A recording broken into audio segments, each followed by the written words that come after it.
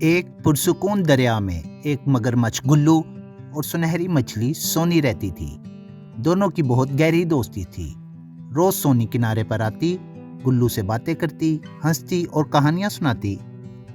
ایک دن گلو کی بیوی نے انہیں دیکھا اور حسد سے بھر گئی۔ اس نے غصے میں کہا، اگر سونی تمہاری سچی دوست ہے تو اس کا دل لا کر دو۔ گلو گھبرا گیا، وہ میری دوست ہے، میں اسے نقصان کیسے پہنچا سکتا ہوں؟ مگر بیوی کے رونے پر وہ مجبور ہو گیا۔ گلو نے ایک دن سونی سے کہا، میری بیوی بیمار ہے، وہ تم سے ملنا چاہتی ہے۔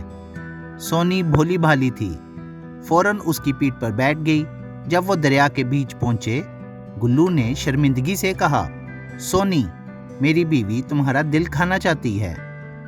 سونی یہ بات سن کر مسکرائی، اچھا، تم نے پہلے کیوں نہ بتایا؟ میرا دل تو گھر پر پڑا ہے، واپس چلتے ہیں۔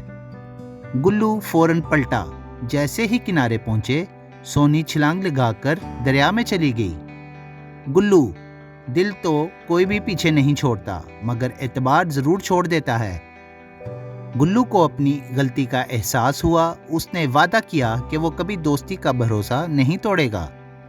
دوستی کو لالچ پر قربان مت کرو، ایک بار ٹوٹا یقین دوبارہ نہیں جڑتا۔